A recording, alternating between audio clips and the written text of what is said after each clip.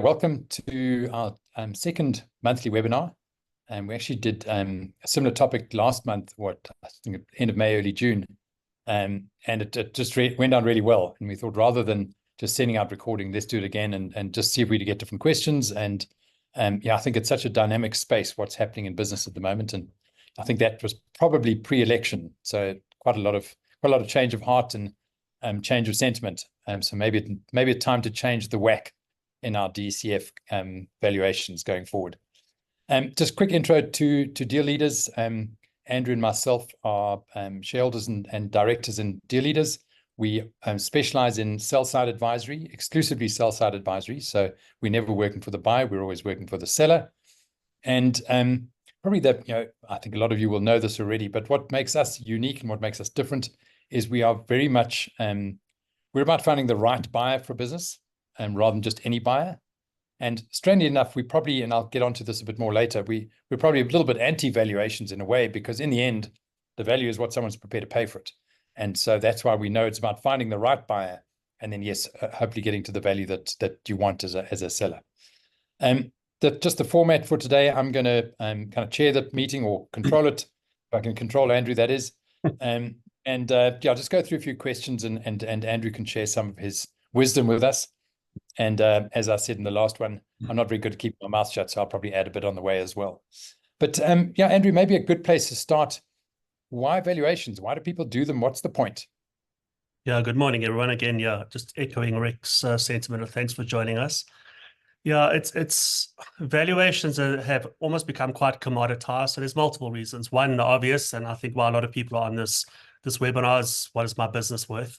But there's a whole lot of other avenues one can take. You can do it for tax purposes. It could be CGT, could be a property. I'm valuing a property. You may need to raise finance against an asset. So there's some valuation, work there for sureties, and the like. So unfortunately, sometimes there's legal requirements for valuations.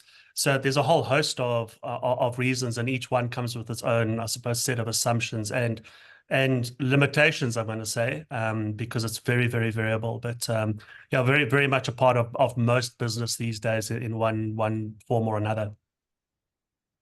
Yeah, and I think kind of, certainly in my experience, something that I often open various webinars with was the story of, be very careful around valuations in something like a property versus valuing a business, particularly around, there's when you're selling a property, it starts with a valuation, you get a value.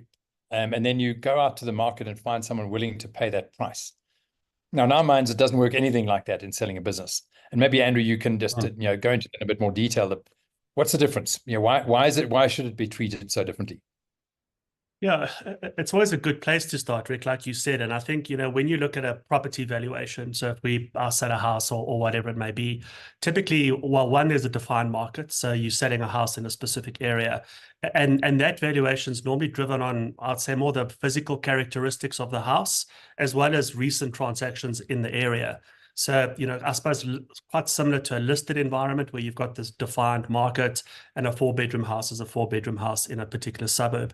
When you flip over, obviously, from a property or house valuation to a business valuation, it becomes a lot more complex, because the valuation is driven by so many levels of, starting with qualitative issues, which is really around the financial performance, the tangible assets, the intangible assets, historical performance, what's going on in the market, the political, economic conditions that that one has to assess, the balance sheet structure, debt availability, and the competitive landscape.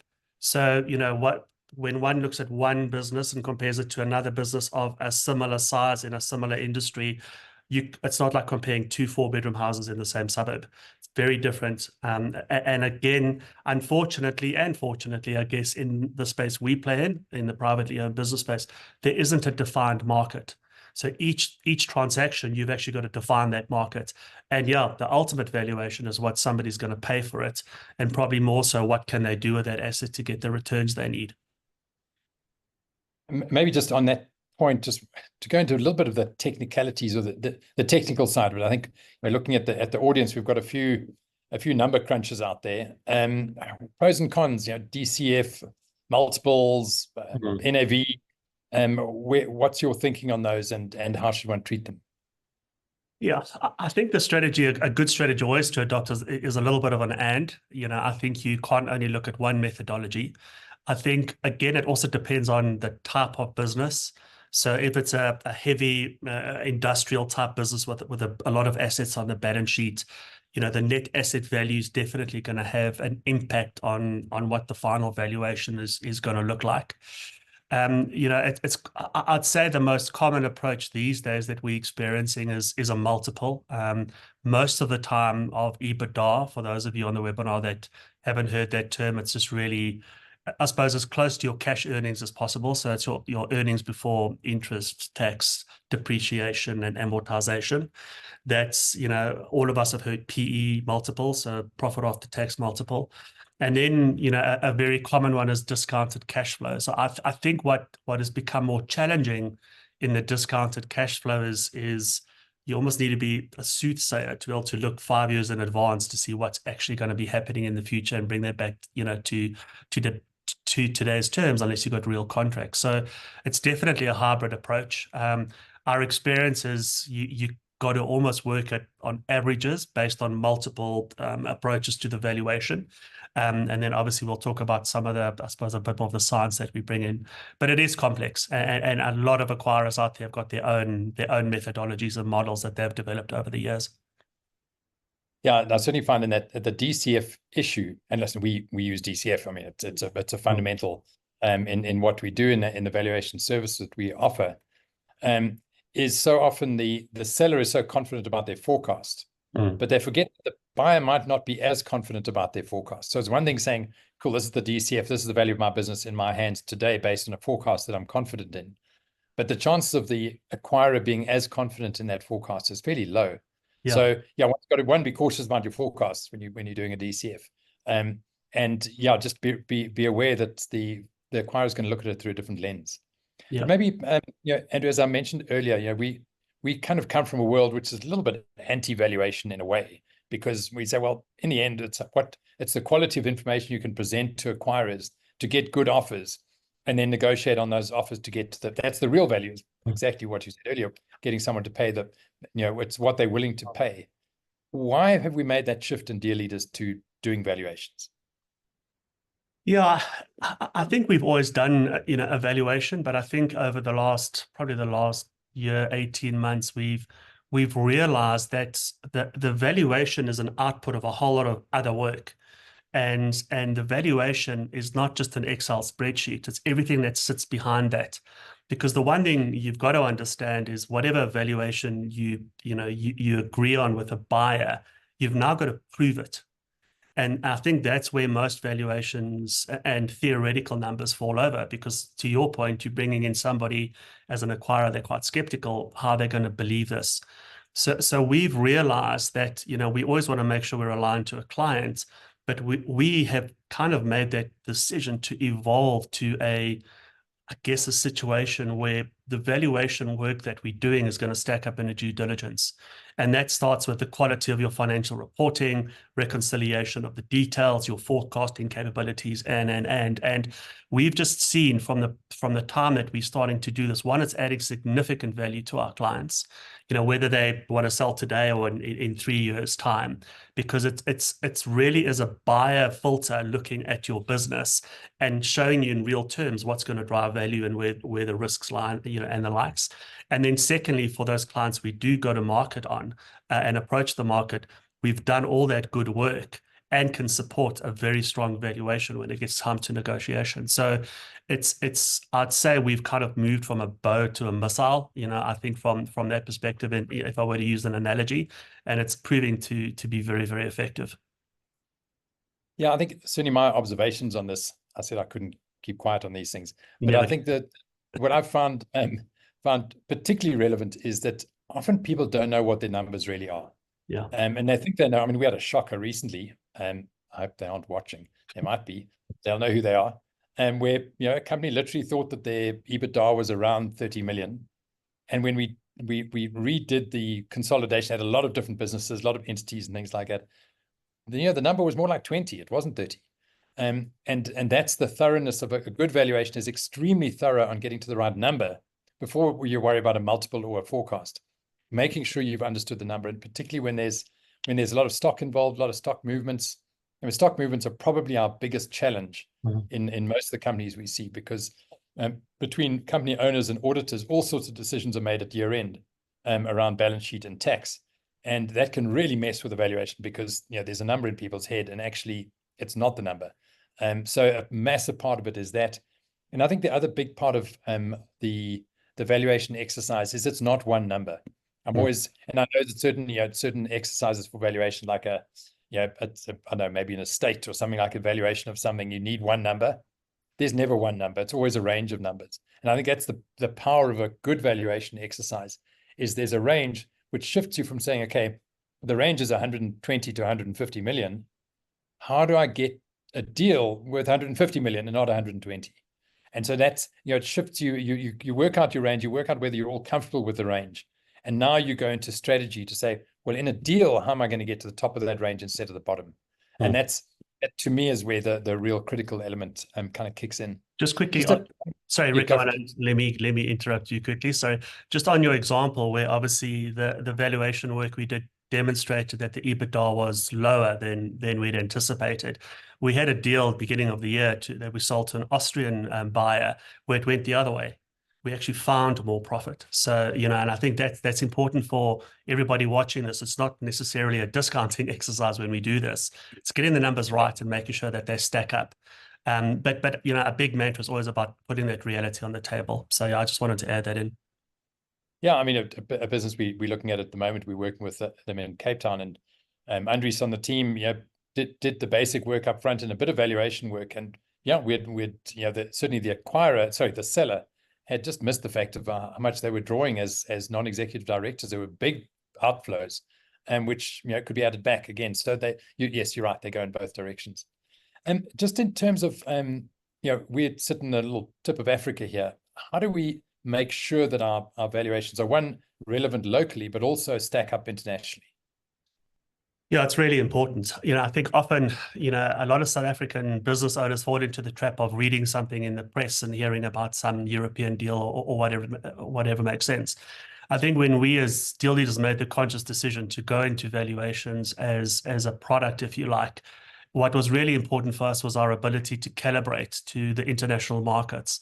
So that's a combination, I guess, of the tools that we use, as well as the network and market intelligence that we have.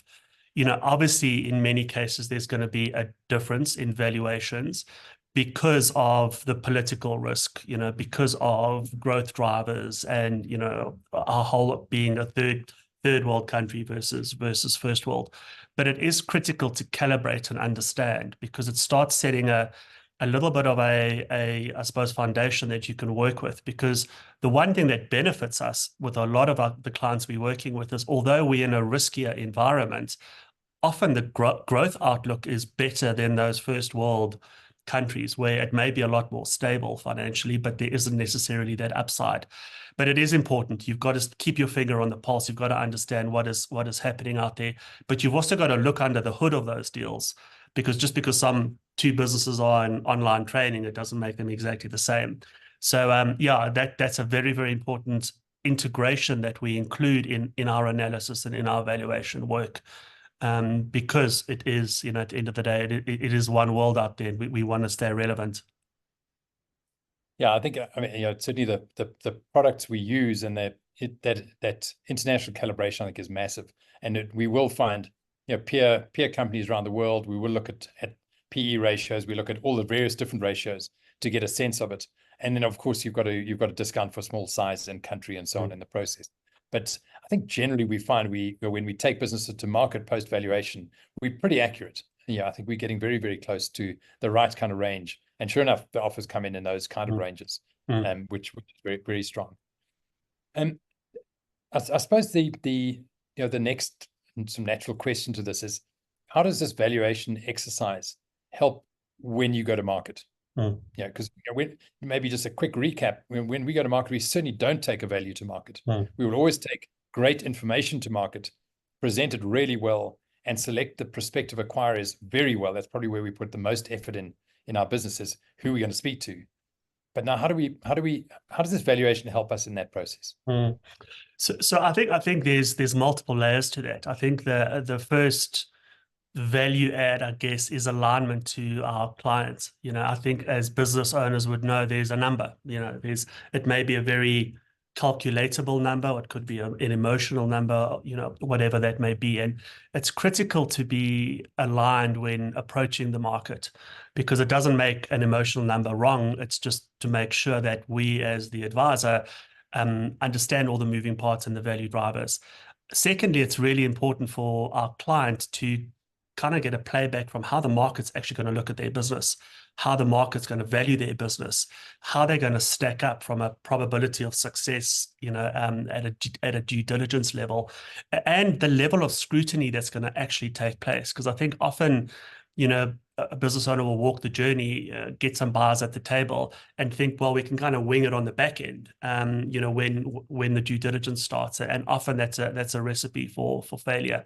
Well, I would say, although we never represent buyers commercially, we're seeing more and more that if you do the right type of work, buyers are actually asking for our work to understand this business and the drivers and the valuation, and the likes. And that allows us to engage and talk the same language, and really play open cards and integrity, to work with buyers to get the right valuation.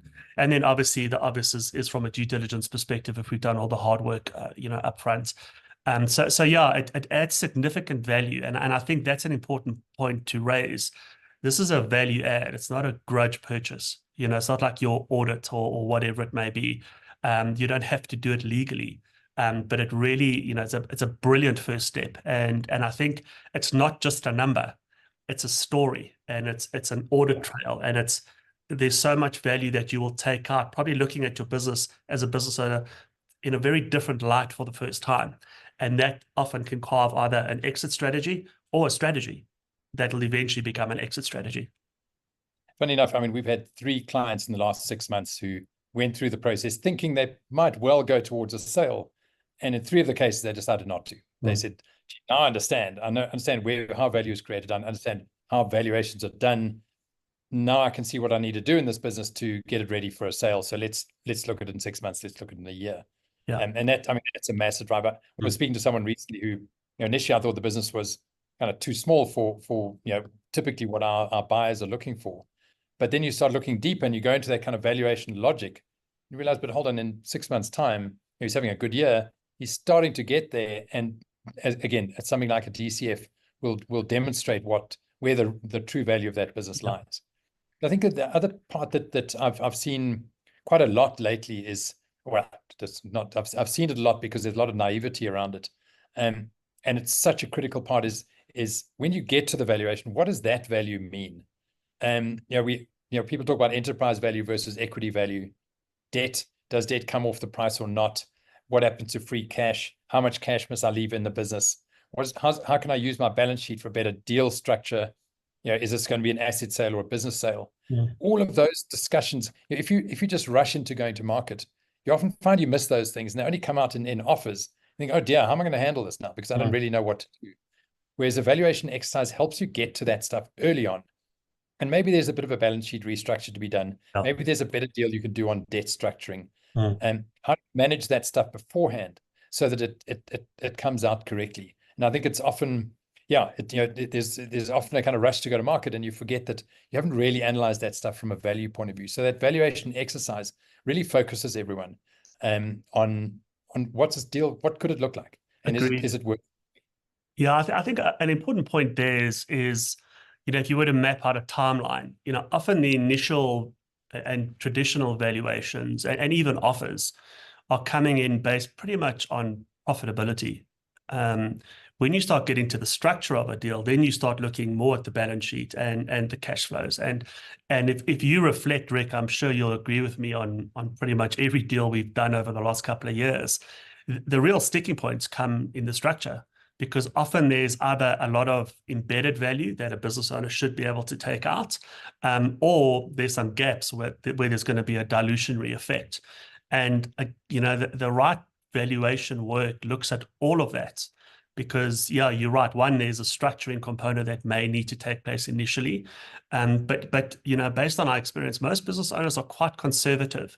And we can bring a filter into that process to say, well, this is what it actually needs to look like, and there's some more value one could potentially take out of the business, or vice versa. And that, in some examples that you gave, that could be a reason why someone says, okay, well, let's clean this up over the next year, and then we can start the exit process. I think just from a time point of view, I see some quite interesting questions coming through as well.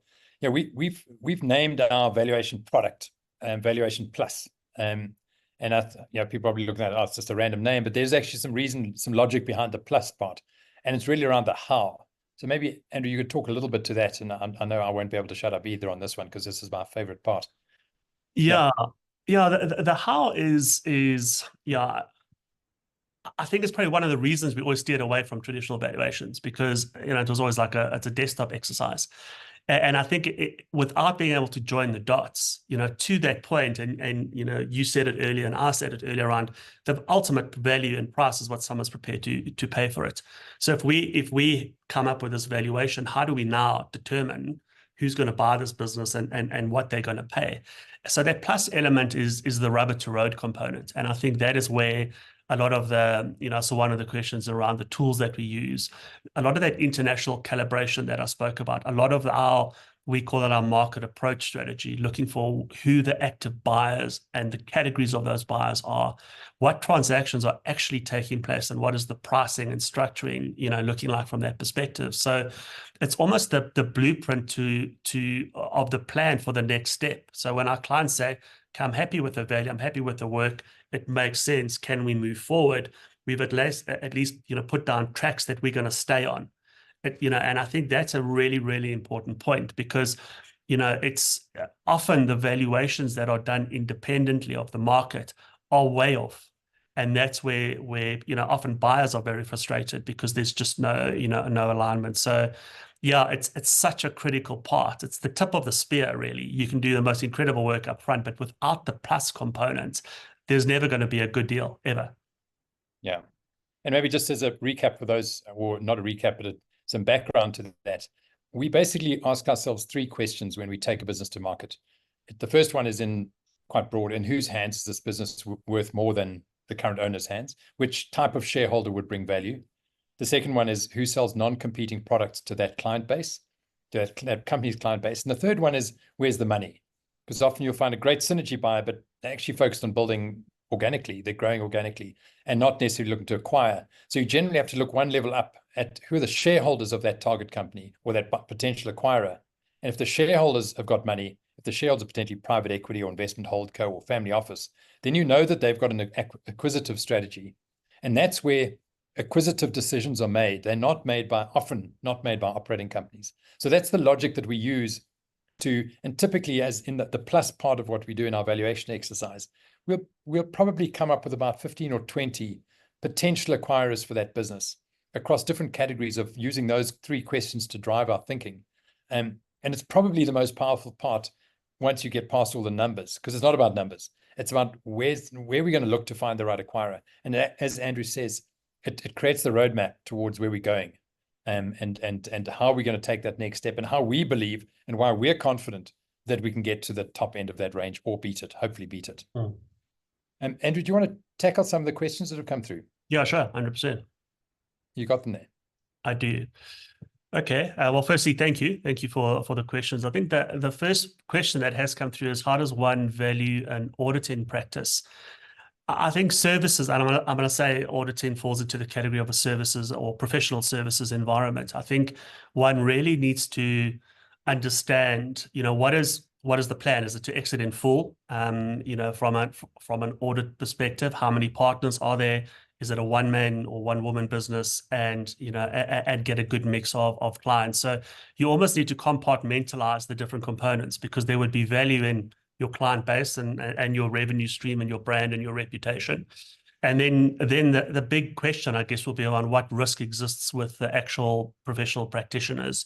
So is it like, a situation where if you left, you would lose your clients because the relationship's directly with you, or could that be transferred to somewhere else? And I think the rule of thumb always is the valuation is quite similar to other businesses. The biggest risk, I guess, is the dependence on the professionals themselves. And that translates into how long are you prepared to stay on, in a handover process and the likes. So, we saw it recently in the Ellie's liquidation where, a company's bought the brand, and that's one component, and you can almost look at different layers to evaluation in your environment. But yeah, look, there's professional services generally. There's an appetite for consolidation and being able to buy up good customers and good revenue streams and good skills, which I assume would exist in the business. There's definitely I'd say a traditional approach one could apply. And yeah, I think just as a comment on that, the first thing, and funny enough, even if you're an auditor, you may not realize this, is to understand your costs to the business and the cost structure you've chosen for the business. Generally, if you're selling a relatively small audit practice, you're selling it into a bigger firm where they've got space. They can, they can just run it a lot cheaper than you. So that's what I would use as probably my main lever to drive a higher price, is to take out a whole lot of costs that would disappear as the business moves on. Just the next question around time period. Someone asks, on what time period do we look at the proper valuation for a business? Certainly for us, it's about a month to 6 weeks exercise. There's no point dwelling over it. It should be quick and efficient. What generally delays valuation exercises in our world is poor information. And we uncover things which you as a shareholder may not even know are there. And then we got to start digging further, and then we got to spend time with the auditors. And so that's generally where the time comes from. And funny enough, I don't want to make any assumptions about anyone here. It's incredible how many of our clients struggle to get good information on their businesses. But we help with that. We need to get involved. And sometimes we'll just say, okay, let's just pause it here for a couple of weeks while you can sort yourselves out, and then come back and we'll pick it up from there. Andrew, do you want to pick up the tech question from Gerard? Yeah, it's a good question. And the question's really around kind of, I guess what type of technology and tools do we use? And the question was raised there about a tool called Valutico. So we use multiple tools. One of them is Valutico. For those of you that aren't familiar with the tool, it's probably, I guess it depends who you speak to, but we believe the leading valuation tool globally, because it does back end into some really good hard data and international calibrations. We also, we looked the other day, we have our own database on 44,000 companies that we've dealt with over the last 10 years. So that's a really, really powerful market intelligence tool. As deal leaders as well, the Africa representatives of a global network called Pangaea Global. So we've got partners in 31 countries around the world. So that gives us a lot of insight into, valuation, prices, structuring, and appetite from that perspective. And we subscribe to S&P's Capital IQ Pro, which is probably the most comprehensive business research database globally. So yeah, and so that I guess that's the technology component. You then have to overlay it with the actual IP in our business and the skills that we have. So hopefully that does shed some light. And also we probably speak to, Rick, I'd guess probably 1,000 buyers a year, maybe between 1,000 1,200 buyers a year. And so every conversation with somebody's new insights, new valuations. And obviously we use technology through our team also to track transactions that are happening every day. So that keeps, building into that calibration mechanism. So it's a very powerful tool that we're proud of, that we built over the years. And just we have hit 11:30, but I think we should carry on. We've got some nice questions coming through, so we'll carry on answering. I'm sorry if anyone does need to drop off. Interesting question around digital governance tracking capabilities. I think it has a massive effect on a particularly bigger, complex business, and where there are different layers to it, maybe a lot of export, different divisions and things. I think buying businesses for acquirers is all about risk. And whatever you can do to reduce perceived risk in a deal, you know, risk and multiples in particular, you know, the lower the risk, the higher the multiple, the lower the risk, the higher the valuation. So I think they're great. You know, I think that, but also not much point in putting a very fancy governance system into a very small business. Probably not going to make much impact. But when, you know, clean information, well managed, good risk mitigation strategies are incredibly powerful, particularly when you're looking at an international acquirer, you know, where ESG becomes bigger and more of an issue. Those systems are fantastic. So I would definitely, if you're big enough, you should be doing it. It would be my view. I So just I've got on to that, pick. Oh, so carry on. yeah, You just carry very on. quickly. So just on that, you know, I would say if you're going to start somewhere, exactly what you've just said, Rick, is the quality of your financial reporting and governance around that. You know, we've now worked with a couple of clients where we started the journey and it just wasn't, you know, at the right standard. And we've actually worked with those clients to get their numbers right, to get the reconciliations and audit trail and actually almost restructure their systems and reporting. And you cannot believe the impact it's had on the success of the deal subsequently. So yeah, any governance is key. Governance is a huge detractor from value. But again, we always say do it because it's right for your business. Don't do it because of because there could be a transaction. So that is a very, very important step. So someone's just asked the question. It's one of my favorite ones around succession issues and family-owned business. And you know, I go back to 2019. Andrew had written an article that landed up in the report, and it was about succession and using transactions to solve succession issues. And we got a call a couple of weeks later from a crowd in Bloemfontein, a family-owned business, large business, and you know, and they had this problem that they, you know, all the sons and daughters, everyone was in the business, but the old man was getting pretty old, and everyone said they wanted out of the business, they wanted to do a 100% deal. The market takes care of that stuff in a way that you would always be surprised at. In their particular case, in the end, two of the sons stayed in at 22% odd. It was our biggest deal, and certainly from a growth point of view, those guys have not just doubled or tripled their money. I don't even know what they've done with their money, the guys who did stay in. But good acquirers are just unbelievably good at managing the succession issue. And you just don't know how it's going to play out until you get out there. And you know, actually just had a conversation before this with some guys in business in Cape Town, where there's this debate of, you know, are we selling 100% or not, and how's it all going to be dealt with? And all I said to them was just, you can always tell people what your ideal outcome is, but don't be rigid about it, because chances are there's some middle ground that can be resolved. You know, it's the guys who are going to say, I'm selling 100%, I want out. You won't sell that business. Well, you'll struggle. You say, I would really like to get out. Yeah, and to be honest, most in many family-owned businesses, particularly the head of the business, doesn't work very hard, plays a lot of golf, and earns far too much for what they do. So it's a kind of easy conversation at some point, but allow the conversation to happen, because these are soft issues that get resolved rather than making them into hard issues that are non-negotiables. And that's very much our model is don't make anything non-negotiable until you've got some offers on the table and you know what you're dealing with. You can't negotiate without an offer. Get the offers, work on it. And as I mentioned earlier, the more you as a seller can help the buyer to manage their risk, the more likely you're going to do a good deal. And you're going to assume it, and initially it's just the risk is in the founder or in the family. Chances are you get down the line, the risk isn't so much in the family. The risk is in something else. So give it time, and work on allow those issues to be a little bit more vague initially, and you'll find that they close out quite well. I just very quickly on that, I think it's a great question. And it's a great, you know, it's a real challenge, I guess, for most family-run businesses. But, you know, Rick mentioned finding the right buyer. It also depends on the buyer. So if you going to do a deal with private equity by way of example, then your succession plan is going to need to look like X.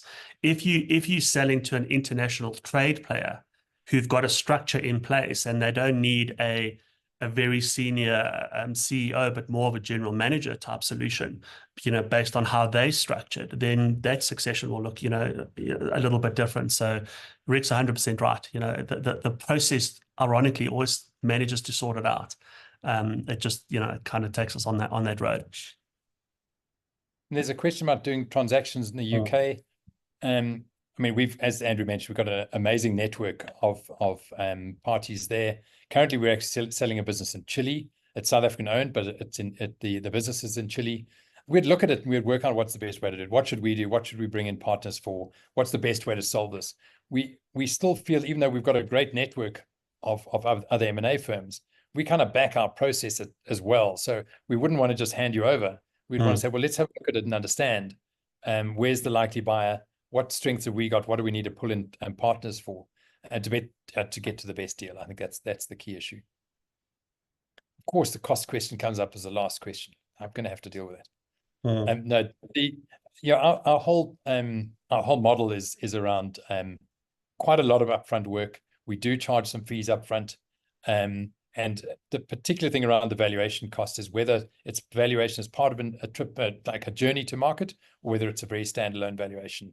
I don't know. We are so flexible around our approach. I don't know if it makes sense to just throw out the numbers here, because we're flexible. It all depends what the deal is and what you're looking for. But yes, our standard process does have 3 payment portions, something around the valuation part, and then the preparation for market, and then the market engagement. But that's an anonymous question, so maybe you can just get hold of me afterwards. I think my details are in that. I think what is also important is what does the business look like? Are there 10 entities? Is there a holding structure? Do we need to do a whole lot of consolidation work and the like? So we probably answered it like economists, but each case is unique. So if you reach out to Rick, he can shed some light on that. Great, guys. Thanks. Really appreciate all the questions, all the attendance. I hope this was valuable, and please give us feedback. We'd really appreciate it. So we know how to tweak it in the future. Good. Thanks, Andrew. Bye, and have a great day further. Cheers all. Bye. Cheers. Bye.